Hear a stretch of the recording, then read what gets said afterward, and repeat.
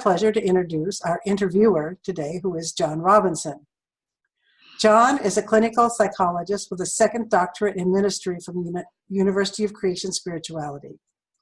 He is an ordained interfaith minister from the Chaplain Institute, the author of 9 books and numerous articles on the psychology, spirituality, and mysticism of the New Aging, and a frequent speaker at conscious aging conferences.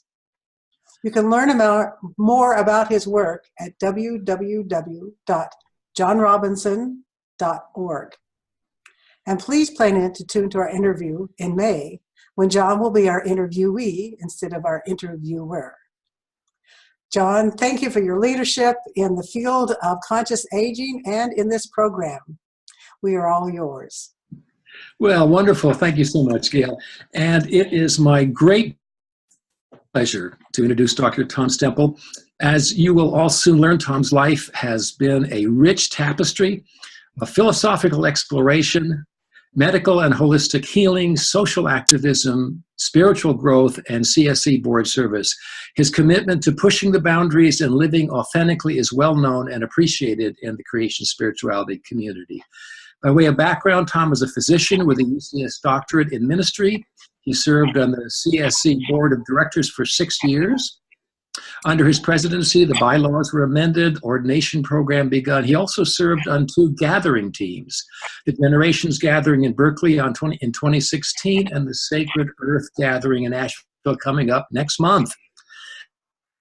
About his contribution to our creation spirituality community, President Gail Ransom, who just spoke, summarized as follows. The creation spirituality community has been profoundly grateful for Tom's thoughtfulness, ability to listen deeply, and his interpersonal connection with so many people in the creation spirituality community. He helped us to view creation spirituality within the wider interspiritual context and in our own moment-to-moment living, making creation spirituality not just a body of thought, but a way of living. And that was beautifully said.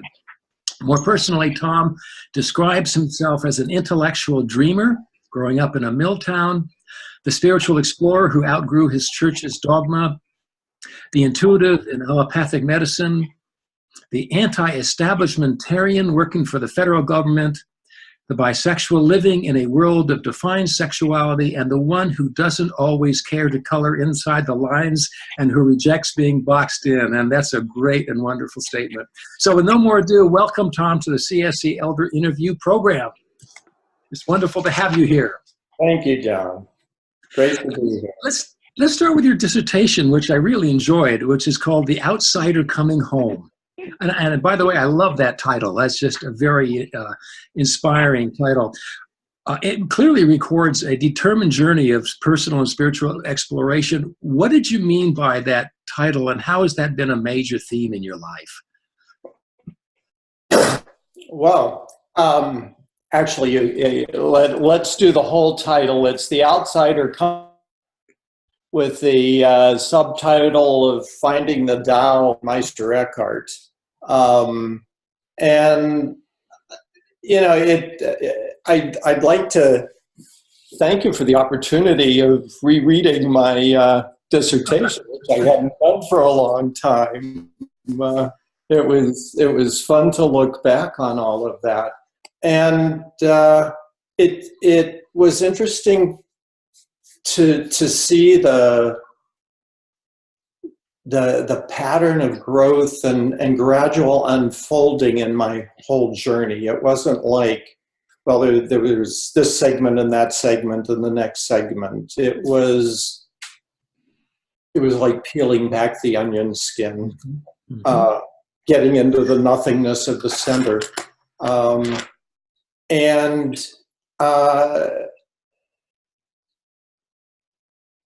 All of my life, I felt like an outsider in my church community, high school and college, in medical school, and you touched on a number of the different facets. And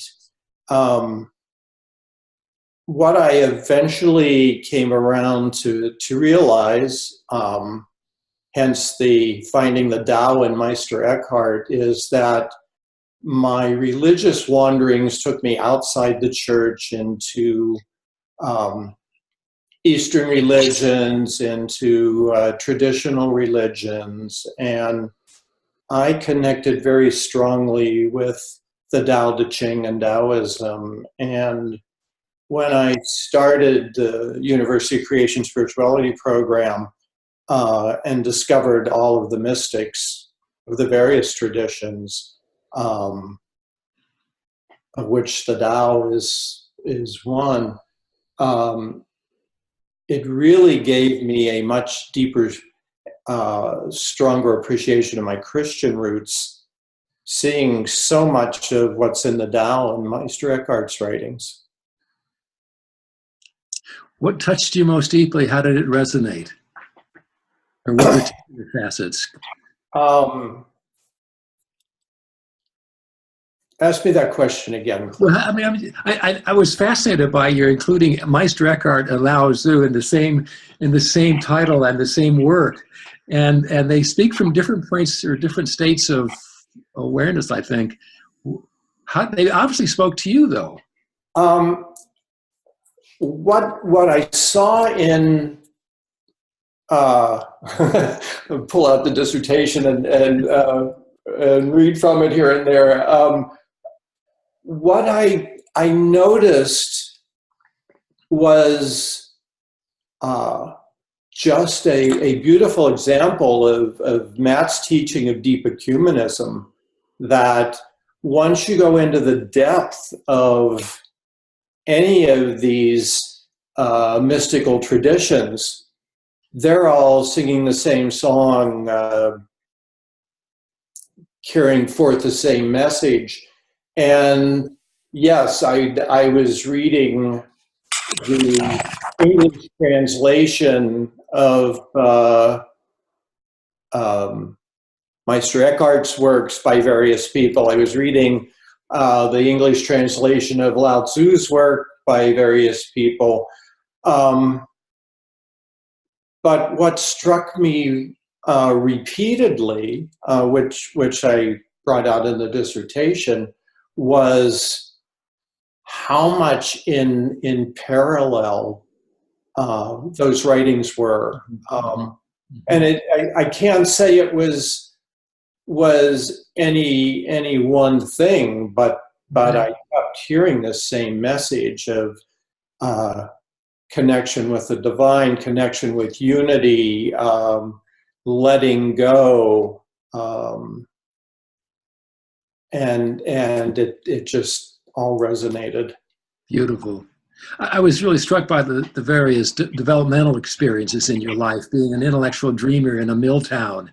What was the young Tom dreaming about back then? Well, I grew up in the town where Andrew Carnegie built his first steel mill, and the expectations in that town where you went to school, graduated, got a job in the mill, got married, had children. I was totally bored all the way through school, and fortunately found, or I shouldn't say found, had teachers who recognized my potential outside of working in the mill and really gave me extra work and extra exercises to give me the academic stimulation I needed. But just growing up in the 50s and 60s and having the Carnegie Library, thank you, Andrew Carnegie, at my fingertips, having television beginning and showing me the possibilities that were out there in the world. I just, my idea wasn't working in the mill, it was exploring the world. And then you talk about outgrowing the church's dogma. That must have been a difficult challenge? It, it was all a gradual progression. And yeah, I if you say the right words to me, the Lutheran liturgy could still come spewing out of my head. And, you know, one of the things I talk about in the dissertation in regard to this is in the Lutheran liturgy every week, you confess how you're a worthless sinner, how you were conceived in sin and born in sin, and ask God for his forgiveness for being what you are. And as then there was the other side of Lutheranism that had all these beautiful songs about beautiful Savior, the joy of creation, and celebrational songs, that the two of them just weren't in sync for me, and I resonated far more with the positive side of the religion that celebrated life, that celebrated earth, that celebrated being, and just kept saying, no, I'm not this thing that they're trying to make me say every week. Yes. I mean, that you were called to a much greater, more beautiful vision of what humanity can be. I was struck by your interest in Star Wars. The Star Wars saga seemed to capture your imagination as well. Yeah, well, that's all part of this gradual unfolding that I was talking about. That, you know, by the end of high school, the only reason, well, I shouldn't say the only reason I was going to church. I was expected to go, but the only enjoyment I got out of church was singing. But I went to college. We had required religion classes, and in the religion classes, I got to learn about death of God theologians and broader ideas of religion, existentialism. But I was also a science major, and in learning physics, the first law of thermodynamics is energy can neither be created nor destroyed, it merely changes form.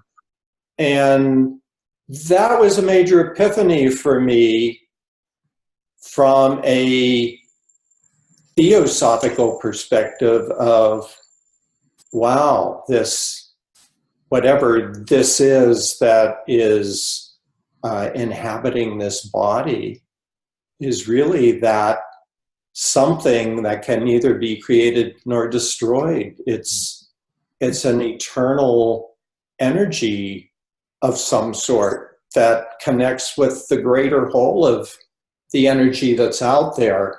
And so my concept of God became more totally outside the church of, it's this force, it's this energy that I am here isolated from in my current being, but when I let this go, I go back to the source, as Eckhart said, as the Tao says. And at that point, I became very happy with my religious thinking, but really thought, well, I guess I'm a heretic. And it wasn't until Star Wars came out and damn, it's the force. It's everything I've been talking about all these years. And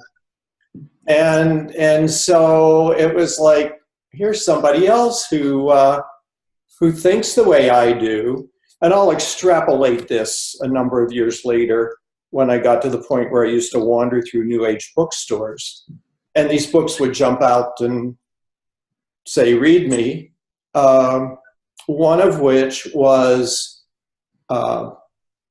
Sins of the Spirit, Blessings of the Flesh, which I read and thought, oh my God, here's a theologian who thinks the way I do, which is what got me interested in creation spirituality and UCS, which I eventually found because of that book of Matt's. Uh-huh. That was a beautiful entry. So you spent some time studying with Native American spirituality too when you worked for the Indian Health Services. How was that informed? I wouldn't say I studied it. You can't help working with the Native community without being part of that and just realizing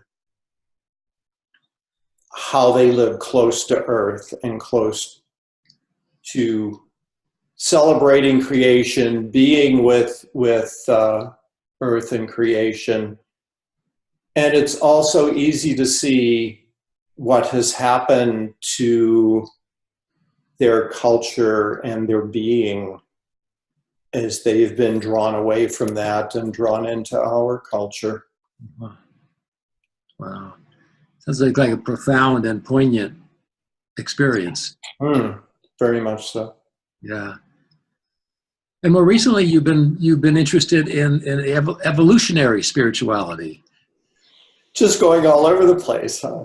Well, you're such a deep thinker. So many different strands to follow. Well, it was interesting that during my time at UCS, where I really got connected with the mystics, with mystic teaching, Matt was always talking about how in spiritual activism, people get burned out unless they have a good spiritual grounding. But he never talked about how do you get that good spiritual grounding. So that some people on their own could find that. I was one of those who didn't. So there was always that piece missing for me. And at some point a while back, fate brought me together with Craig Hamilton and Evolutionary Spirituality. And Evolutionary Spirituality also is part of the integral spirituality, progressive spirituality movement, the Ken Wilber study, which is more integral psychological. Evolutionary spirituality more comes at things more from a spiritual perspective than an intellectual perspective.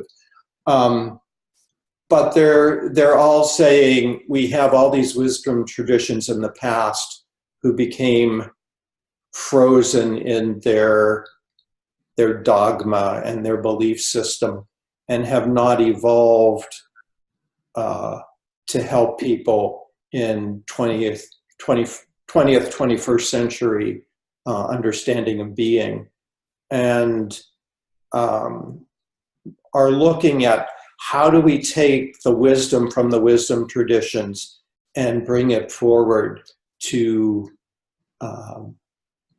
help our modern civilization move even forward, more forward in their spirituality. They also embrace the new cosmology, which Matt has taught all along, that we are part of this 13.5 billion year unfolding, that we are becoming God we are God becoming conscious in this world, and that as part of us being this divine spark, each in our own way, we need to do the best that we can do in our individual being to help this whole evolutionary process move forward. But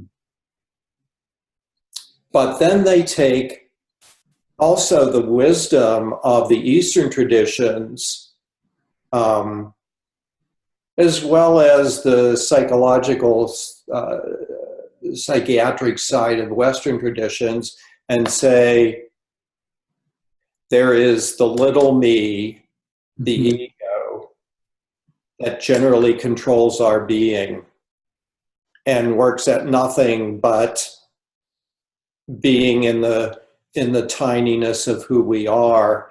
And they say, no, you have to transcend the ego to come into the understanding of your bigger self, your connection with the divine. So there's interiority work that they do to help move into consciousness of daily being. Yes. I'm reminded of Meister Eckhart's words that God not only gives birth to me as his son, he gives birth to me as himself, and himself as me. Yes. It sounds heretical to many, but it's like that's what you're talking about, the unfolding of that state of consciousness. That divine kernel that's within each of us. It's what caused a lot of people back in the very old days to be burned at the stake or whatever else for saying, I am God. Yes. But they recognized that divinity within themselves. Mm-hmm. How is your path unfolding now, these days? What is your passion or your interest? From the spiritual side, I'm sort of in a spiritual hiatus. The unfolding path for me, it's interesting. When I went into full retirement a couple years ago, I started saying to people, well, I'm sort of waiting for the next door to open. And I realized about a year ago, in retrospect, it sort of opened, that I've gotten very involved in family history and genealogical work again, which has been taking up a huge amount of time. But, if I can extrapolate this spiritually, back to the unity of all, with the DNA testing and everything. I mean, I'm finding cousins and relatives out there that our common relative is about 6 or 7 or 8 generations back somewhere in Europe, so that there's this huge family that we realize we are. But there's also, when I say I'm on a spiritual hiatus, what I've realized with time is that is how the evolutionary spirituality and the creation spirituality meld for me. That I've sort of likened creation spirituality to my operating system. That there's the 4 paths that we repeatedly go through in different phases of our life. That I may be in one phase spiritually, in another phase professionally, in another phase personally, but we keep going. And it's interesting, if you take a circle and cut it in half and go like that, then you have this sine wave form, which is sort of what we do through our lives. Evolutionary spirituality for me, however, is my moment-to-moment operating system of how I live my life on a day-to-day, moment-to-moment basis in maintaining awareness, maintaining a consciousness of being, of how I'm being and what I'm doing. So it's praxis-wise is where I've sort of gone into a floating mode, but from a moment-to-moment basis, this is all still part of my being. Well, I think that's very much a natural part of the aging process, to find yourself more and more aware of consciousness or aware of awareness than thinking about what you're supposed to be doing or practicing. It's like a natural shift into this wider state of awareness. And so it sounds like you're just doing it. You might call it a hiatus, or you might call it a refinement. Yeah, or refinement. Yes. Or refinement, yes. Precisely. Well, so how is aging changing you? Or is it? Yeah, you threw that out as a possible question, and I looked at it and thought, isn't that interesting?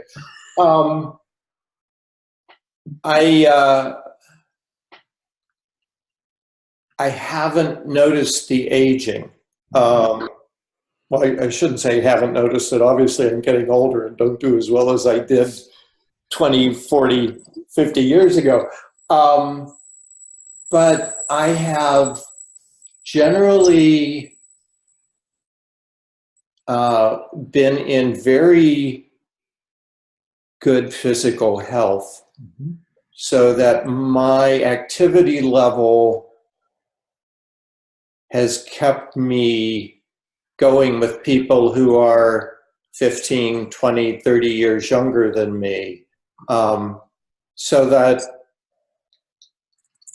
I've not been hanging around with people my own age, so I haven't been paying attention to my getting older. That is beginning to shift, and it's a new awareness that I'm coming into. It's part of more of the unfolding. Yeah, the stages of aging eventually get you. Yeah. You cannot not pay attention to some things after a point. Yeah. So looking back from the summit of age, what do you make of your life, and what has been the work of your life, in effect?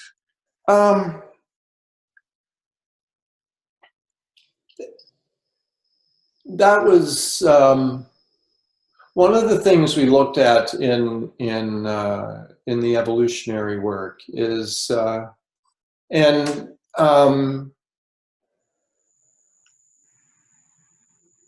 all of my life, in one form or another, I've been in some form of healing.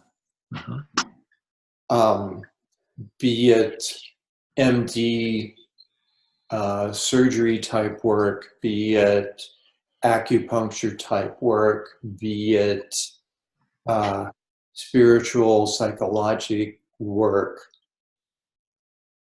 There's always some sense of healing to what I'm doing. So that's part of my being as a whole. And the other thing I've seen, and I guess this reflects back on your prior question, what I've noticed over the last 10 to 20 years, more like 10 to 15 years, is I see myself as, mentor is not the right word, role model more than mentor for people. The younger people I've hung out with and be doing things with, that is sort of establishing a new paradigm for, yeah, I'm 70 years old, but don't look at me and write me off as some old person who can't function or think anymore. So there's, I find role model to be a better term for my thinking than mentoring. Mm-hmm. Mm-hmm. Are you doing any teaching? You seem like a natural teacher. No. Maybe that'll be there. Yeah. But, well, all right. Now let me go back to Taoism there. Okay.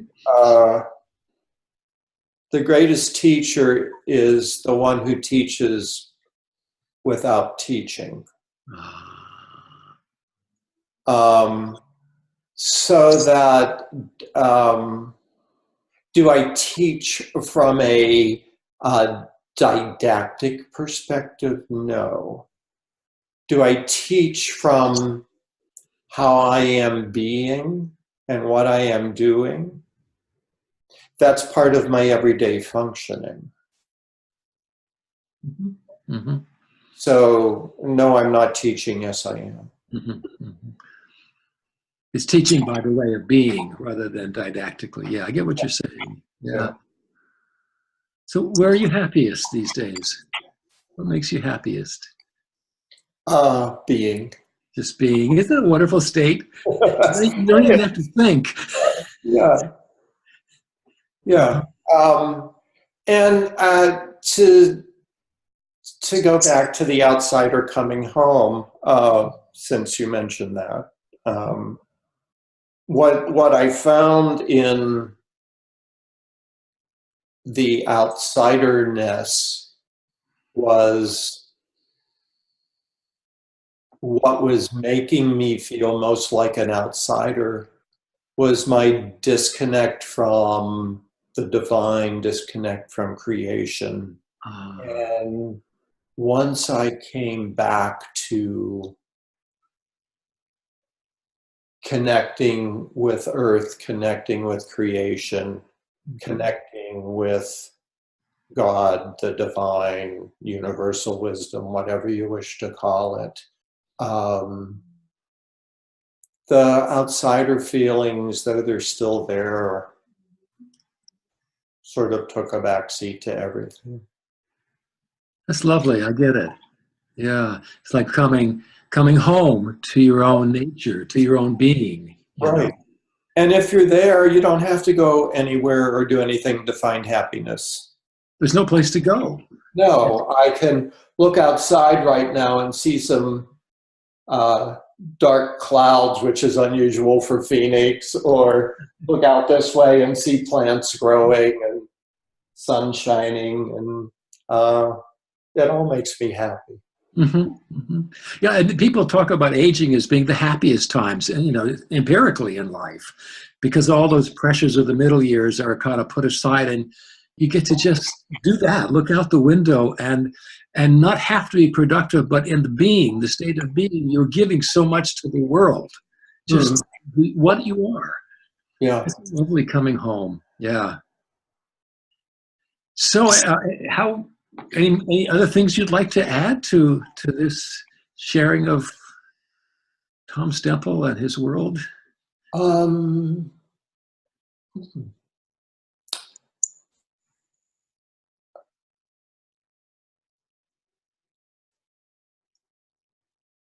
Geez, we've sort of gone all over the place here.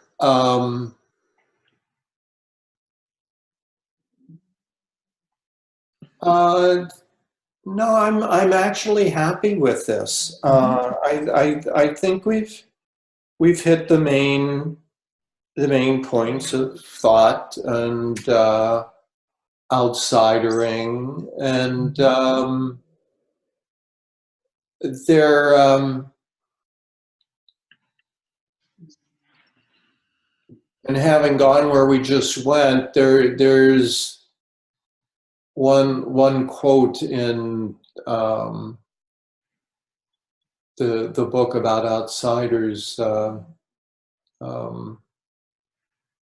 Wilson's book, that that talks about how the outsider has basically a disconnect from the divine,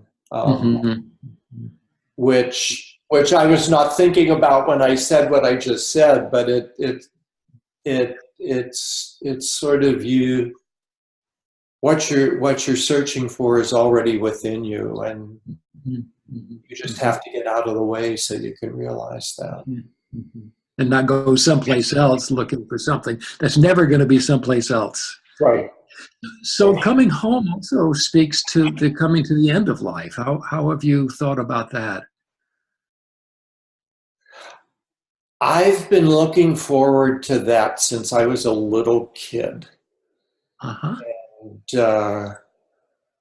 was just fascinated with the thought of death and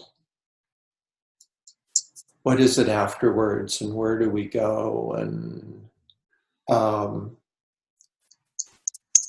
I think the scary part in death is not death, but the dying process, which can be a painful, ugly process, but I guess it can also be a challenge to look at. But being dead, I mean, you're there, and I guess we'll find out what happens once we get there. But that's always fascinated me. Where did I come from? Where am I going to? So, well, that brings me to another interesting thought. For those of you who were associated for University of Creation Spirituality, you know Russell Paul, and Russell and his wife Asha, who met at B.D. Griffith's ashram in India many years ago, have been leading annual pilgrimages back to Shantivanam, and this was their 20th year of doing it this year. And I went with them a number of years ago. Fascinating experience to be there, to just be in India, to be part of the ashram, and as Russell says, the veil is very thin there. The veil between this existence and whatever else is outside this existence. But at the end of that journey, we went to shoot, the name of the place just went out of my head. Fire Mountain, Sri Ramana Maharishi's Ramana Maharshi's place. Yeah. Yes. It's out of my head too, and I know what you're talking about. I was that too. And his teaching for all of his students was just contemplate, who am I? From the perspective of, I'm not, as Yoda says, I'm not this flesh. What is it that is consciously being aware of this flesh? And why did I get onto this? It was something you just took me onto. It's part of what Craig's teaching was in Evolutionary Spirituality, of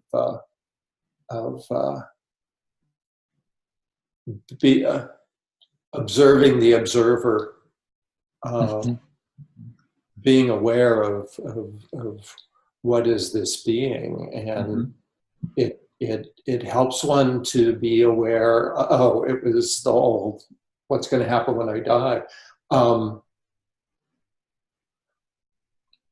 Once you gain an appreciation of, not that I am anywhere close to it, but I appreciated a little bit an awareness of who am I, what am I, and you realize this connection with the greater whole.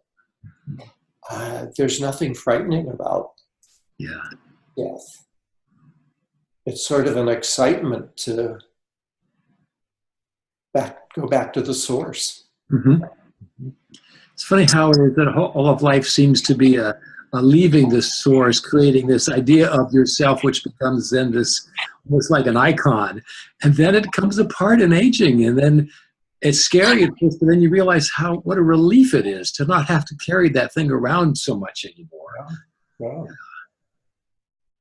That's wonderful. Well, then I think we've reached our 45-minute hour. Let's turn it back over to, unless you have anything else to add, turn it back over to Gail and see what people may have to ask. Sure. Go for it, Gail. Wow, that was fascinating. That was very interesting. Thank you. Thank you both for such wonderful questions and such fabulous, wonderful, interesting answers, Tom. Thank you so much. I'd like to know if anybody has some questions. I have some here that I'd love to ask, but first let me hear from you all. Any questions? You're all on unmute right now, except one here. Okay, everybody's now live and are ready to ask your question. Hi, this is Lynn Edwards. Hi, Lynn. This may seem to be a strange question, but what was the year of your dissertation? How long ago was that? 06. 06. Okay. I started at UCS in 03 and finished in 08. In 08. And this is also probably going to sound strange, but tell me about that print behind your head. The print on the wall behind your head. Yes. What is that right there? Well, here I'll move it so you can see it a little better. There is that is called Ponies of the Fire, Lakota Vision. And you can see the native person at the top with his robes and the ponies. It's a piece that just struck me the first time I saw it. I used to have a condo in Breckenridge, Colorado, and was friends with an owner of an art gallery there who had that in the art gallery. And it was just a powerful piece that grabbed me from the moment I saw it. It grabbed me even without the face, even without. Yeah, right. Yeah, me too. It looks like cave painting. It looks like cave painting. The only other thing I was giggling when you said something about being so interested in Star Wars. Julian of Norwich knew about the Force with a capital F when in the translation anyway, and I just came across that again. And then I was going to ask you, can you talk about nothingness of the center for me? Oh, sure. And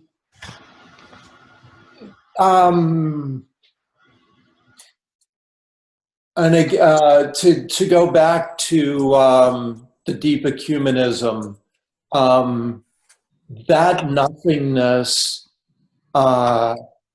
comes across in all the mystical teachings, and the nothingness is really not nothing, it's no thing. It is the unity of everything. And Meister Eckhart wrote that when I return to the source, I was not missed, because in the source where there is unity, there is nothing, because there's no differentiation. Everything is unity. And he also taught about before creation, when there was unity, God was not God. God was just whatever it was before creation. And then once we had creation and differentiation, there was a need for God, which was separate from all that which is differentiated. And it relates to the Kabbalistic belief of Ein Sof, where Ein Sof, which is the Kabbalistic term for the Godhead, God before creation, had to withdraw into itself to create a space for creation to occur. And it's the principles of the Buddhism, going back to letting go of everything and finding nothingness. Yeah. Thank you, Tom, and thank you for your comments about being as you're getting a little bit older. This is gray hair, even though my screen picture isn't very clear. Thanks so much. Thank you. But Lynn, you have some purple there too, don't you? Yeah, there's purple, and there's There you go, girl. Yeah. There's about 4 dogs listening, and I find my unity with creatures. Great, great. Yeah, I have one over here that's snoring, but she's been doing it gently. Wonderful. Thank you, Lynn. Does anyone have another question here from Tom? Well, Tom, after the Here. yes, hi. After the years on the board together, I feel I missed a buried treasure because we were always so focused on the task at hand, we never were able to get into these kinds of discussions. And I really think that you are clearly a role model more than a teacher, because your being teaches. Thank you.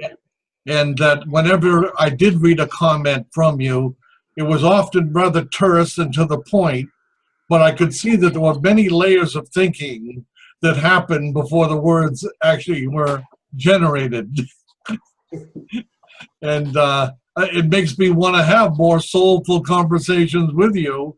You know, if only I could fly out there or whatever. But it's just an idea that we wouldn't be lengthy conversations. They would be just sort of excerpts and chapters in life and being. We'll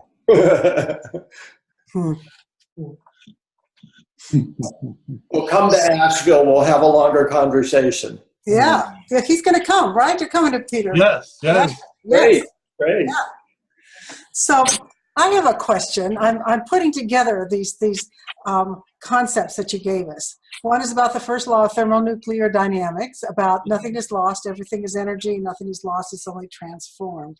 With that sense of nothingness before differentiation and differentiation. So that once that happened, and we are all separate and yet of the same source and have that same place in us. I'm thinking about you being a healer. And I'm thinking about a healer is kind of, my vision was bringing that differentiation pieces back together in a way that you're bringing them back. But it's not like as they were before. It's like having gone through life and transformations coming back again to be a part of it. And that's part of that ongoing energy, taking new form all the time.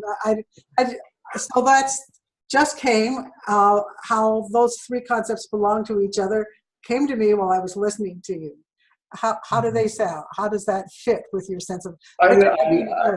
Yeah, I like that all. I had never looked at the healing from that perspective before, but yeah, it's Yes. That's certainly a tenet of Eastern medicine, that you're bringing back things into balance. And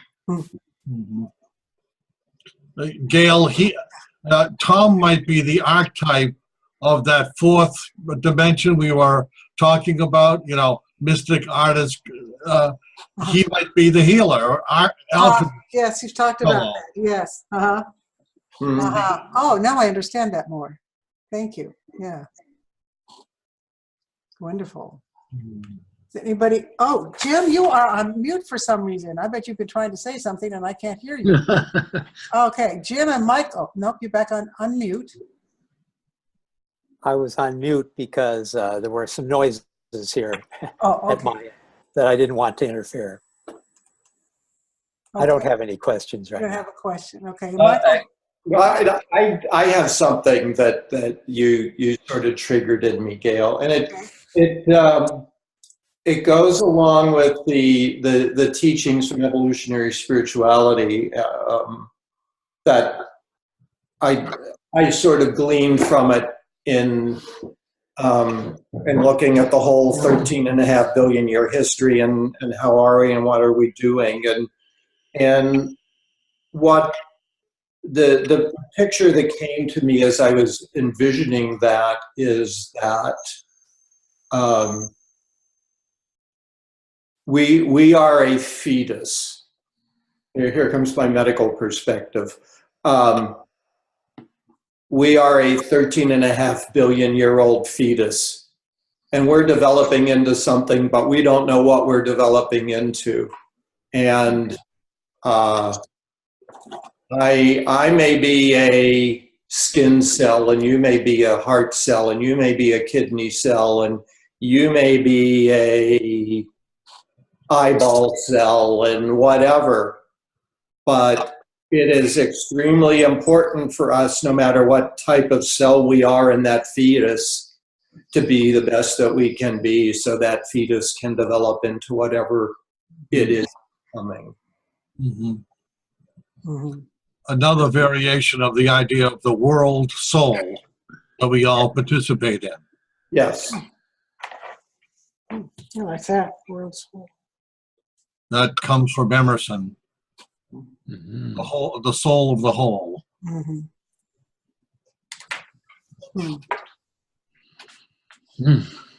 Yeah. Well, this has been deep. This is going to be a popular one to click on our website, because I'm going to want to direct a lot of people to it. And I'm going to watch it myself again, Tom, because I found it very interesting. Thank you. And John, you're a professional interviewer, right? Yeah, he's good. I just have so much fun doing this. I feel very honored to get to be with such cool people. Well, you have such wisdom about the aging process. You know that you can ask these great questions because you have a sense of the richness of this part of life we're all living. I think all of us here are living right now. It's changed my life as far as I had the feeling anyway about being positive, like Tom. I can wait to die, but I also can't wait to die, because I think, wow, what will that be? But it's nice to have your parameters to understand it in, and you bring it into higher clarity, and yeah, so thank you too. All right. Gail, I have a question for you. I'll just throw out here. I've mentioned to you, although I haven't been online to listen to any of the other interviews, I have listened to them on my own.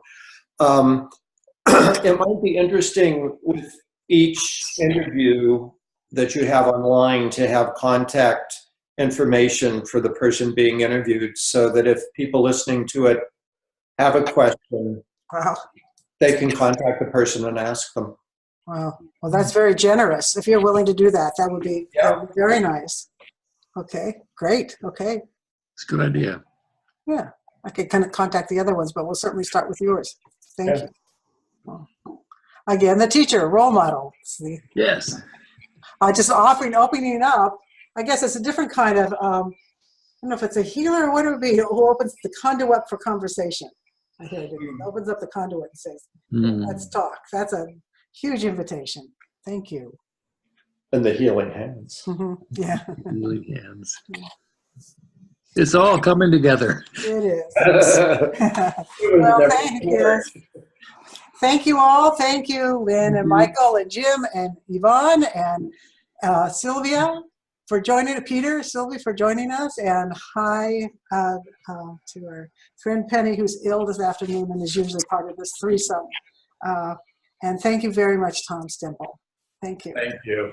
Thank you so much. Namaste. Yes. Namaste. May your life flourish. Thank you.